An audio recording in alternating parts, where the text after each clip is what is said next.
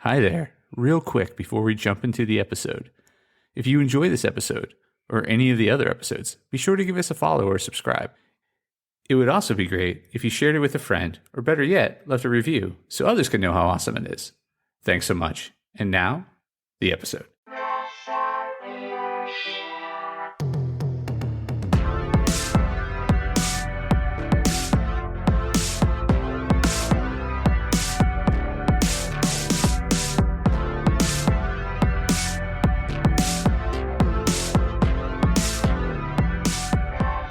Hey there, Press Starters, and welcome to the Press Start Leadership Podcast, the podcast about game-changing leadership, teaching you how to get the most out of your product and development team and become the leader you were meant to be. Leadership coaching and training for the international game industry professional. Now, let me introduce you to your host, the man, the myth, the legend, Christopher Mifsud. Hey there, Press Starters, and welcome back to another awesome edition of the Press Start Leadership Podcast. On today's episode, we'll be discussing planning and backup plans in video game development, a leader's guide to studio success. Why proactive planning and contingency strategies are essential for studio management. In video game development, there's always a well-known saying borrowed from military strategy: no plan survives contact with the enemy. The same rings true for production pipelines, marketing schedules, feature roadmaps, and funding milestones. Yet, that doesn't mean planning has no value. Quite the opposite. In an industry where creativity meets constraints and technical challenges are inevitable, structured planning and thoughtful backup plans can be the difference between shipping and shelving a project. This podcast explores why leaders in the video game industry must treat planning not as an illusion of control, but as a framework for confidence, risk reduction, and adaptability.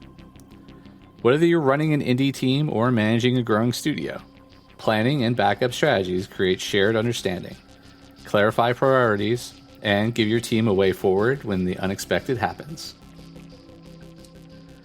The myth of the perfect plan. Some leaders fall into one of two traps. Either they assume everything must go to plan, or they give up on planning altogether, citing chaos as inevitable. Both approaches are flawed. There is no perfect plan in video game development. Dependencies change, tools break, platforms shift, and people burn out. However, the exercise of planning forces you to define goals, allocate resources, forecast bottlenecks, and prepare your team for the road ahead. The plan isn't about predicting the future with certainty. It's about preparing for what you can control and building resilience for what you can't. The strategic purpose of a plan. A well-structured plan aligns leadership and departments around shared goals, identifies milestones and decision points that influence budgets and timelines, surfaces potential risks early enough to mitigate them, creates structure for feedback, retrospectives, and iteration, provides investors and publishers with confidence in your operation. In other words, a plan is a tool for focus. It aligns effort with intent and helps leaders steer the studio even when conditions change. Why backup plans aren't optional. Backup plans, often treated as afterthoughts, are critical in creative industries like gaming. When a plan fails without a fallback, panic takes over. Morale drops, scrambling replaces problem solving, but with a backup plan, you swap chaos for contingency. Backup plans allow teams to pivot to an alternative feature set when a mechanic doesn't work, swap resources between departments when someone leaves unexpectedly, push a marketing beat when a platform update causes delays, reframe scope and budget if funding closes later than expected. Smart leadership is not about avoiding all problems. It's about solving them faster and with less damage. Actionable step 1. Work backward from the outcome. Good planning starts with clarity. Ask, what must be true in 12 months for this year to be a success? Once you define your end goal, game launch, demo delivery, funding milestone, team growth, work backwards. 9 months out, what needs to be in progress and completed to hit the 12-month goal? 6 months out, what foundation must be laid by mid-year? 3 months out, where should your production, team health, and pipeline stand? Monthly, What must move forward this month to avoid falling behind? Weekly. How are you ensuring feedback loops, sprints, or tasks contribute to these larger objectives? Reverse engineering timelines ensures your day-to-day connects to your long-term strategy. Actionable step 2. Schedule decision dates. There are key moments in development where you must make informed choices. These are your decision dates. Instead of waiting for pressure to force your hand, proactively identify. Hiring decisions. When do you need more support to avoid crunch? Funding timelines. When must you secure investment to hit production milestones? Platform lock-ins. When do you commit to target consoles or features? Marketing beats. When is your content or messaging due to external partners? Add these dates to your production calendar. Create checkpoints around them. Being proactive about decision timing reduces stress and increases creative freedom. Actionable step 3. Align financial planning with production planning. Many studios split business decisions from creative timelines. This creates friction when funding needs don't match development progress. Instead, integrate your burn rate and cash flow into your milestone calendar. Understand when runway intersects with production cycles. Track how feature scope impacts external funding needs or marketing potential. Build financial forecasts that include variable risk ranges for scope creep or delays. When business plans reflect real production conditions, you avoid last-minute overhauls and earn more trust from partners and team members. Actionable step 4. Identify red lines and flex zones. Not everyone in your plan is fixed, and not everything is negotiable. The key is to define both. Red lines, non-negotiable deliverables, budgets, or technical requirements. Flex zones, features, visual polish, or marketing moments that can scale up or down based on constraints. Your team should know what's critical and what can shift. This builds confidence when priorities change because everyone knows what can bend and what must not break. Actionable step 5. Build backup plans into the original roadmap. Treat backup plans as part of your production architecture, not just emergency responses. Create alternate marketing messages for events in case of delays.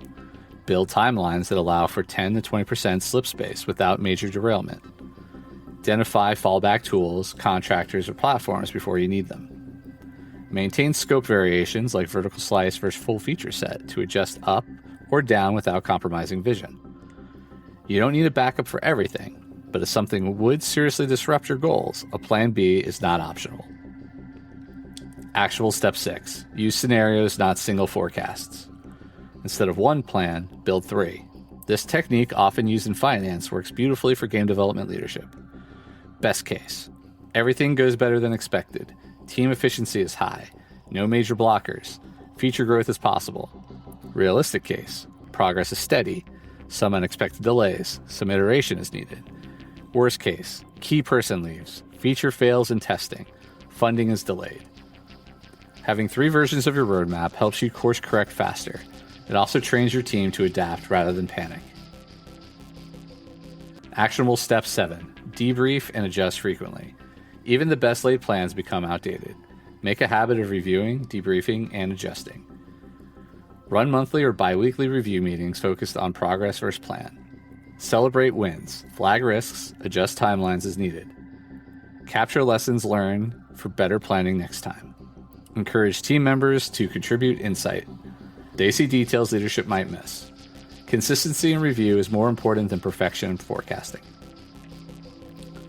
Understanding the emotional value of a plan. Plans aren't just technical tools. They serve an emotional and psychological purpose for your team.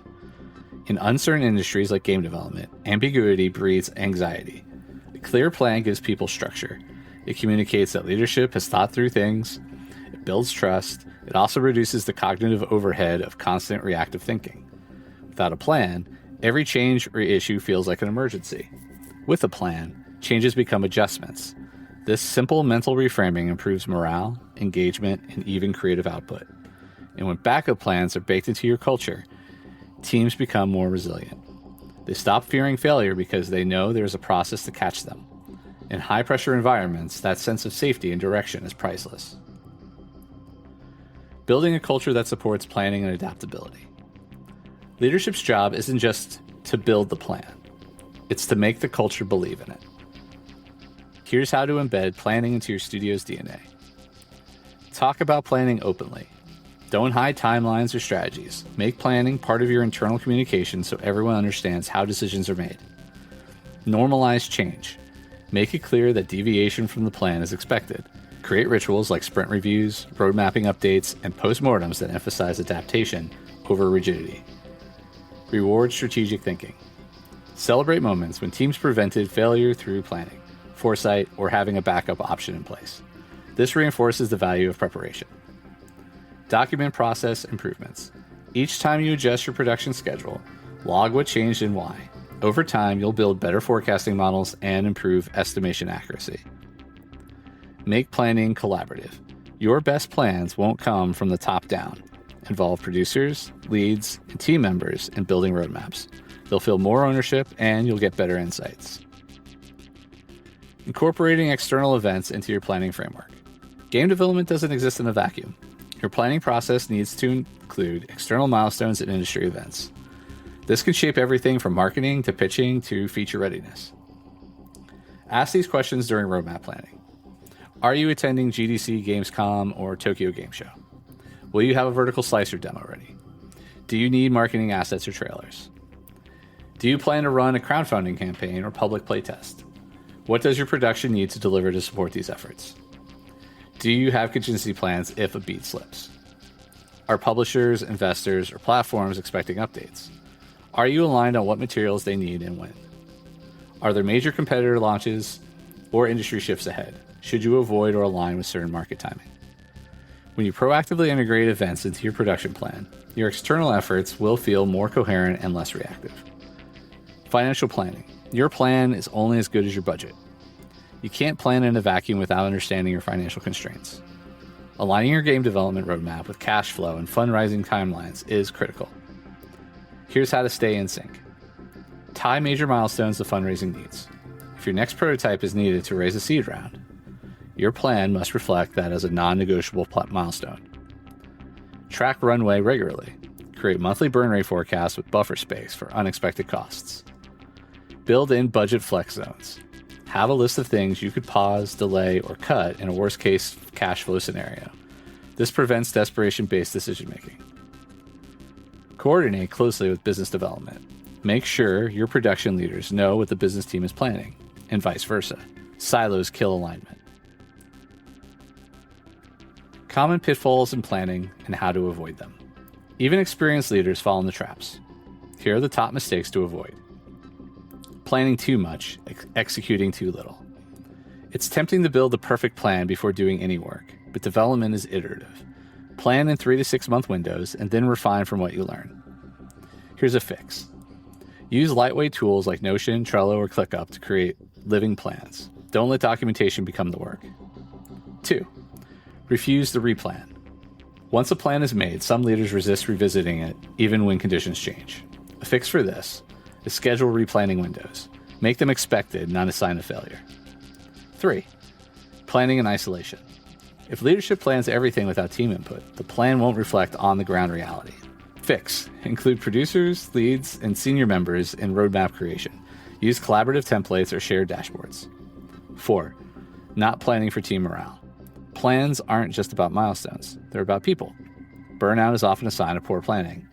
A fix for this is add capacity planning to your roadmap. Track hours, PTO, holidays, and emotional bandwidth. Simple tools for better planning and backup strategies. You don't need complex software to improve your planning process. Here are a few lightweight and effective tools. Planning Canvas, Miro or FigJam. It's a visual map of goals, team constraints, timelines, and backup paths. A roadmap with layers. Main path, conservative path, accelerated path. Tools like Airtable or Notion can visualize these paths clearly. A risk register. A shared doc where risks are logged, tracked, and ranked by severity. Assign ownership to each risk. A pre-mortem template.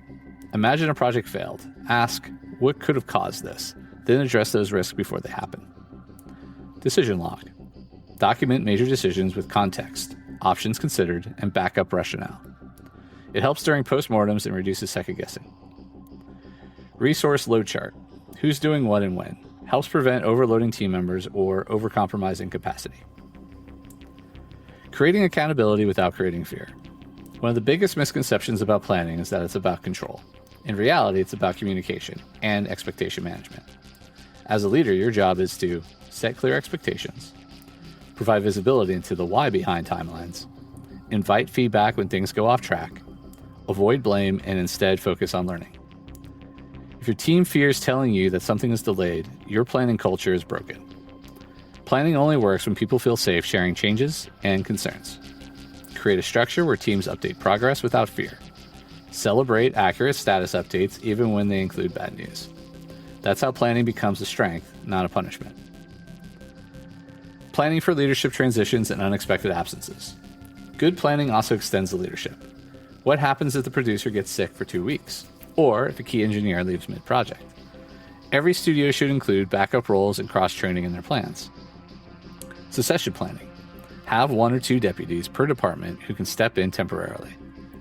Knowledge handover docs. Each lead should keep a simple document with links, goals, risks, and open questions. Onboarding playbooks. For new hires, a 30, 60, 90-day plan reduces ramp-up time and avoids knowledge loss.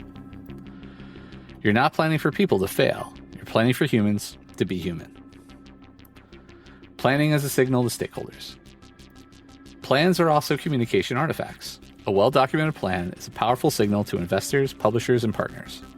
When a studio presents a detailed roadmap, a budget tied to milestones, risk mitigation strategies, scenario planning, marketing alignment, it shows maturity. It increases trust. It also differentiates your studio from teams that wing it. If your plan changes, the fact that you had one is evidence of strategic thinking. Final thoughts. Why planning is an act of respect. Planning is more than a spreadsheet or calendar. It's a leadership act of respect. It respects your team's time, it respects your players' expectations, it respects your studio's vision, and it respects your partner's trust. When you build thoughtful plans and prepare for what might go wrong, you give your team the best chance to do their best work. You can't control everything, but you can lead with intention. And when you do, your studio will not only survive the chaos of development, it will thrive because of the clarity you created. All right, and that's this week's episode of Press Start Leadership Podcast. Thanks for listening, and as always, thanks for being awesome.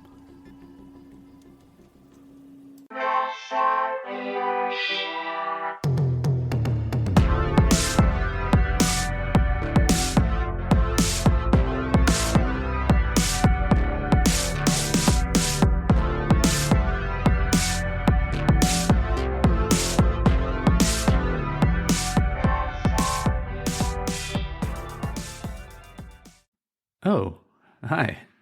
Man, the episode's over, but thanks for sticking around till the end. Be sure to check out more episodes in the playlist and new episodes every week on Monday. Follow or subscribe so you never miss an episode. Don't forget to leave a review. Thanks again for being awesome.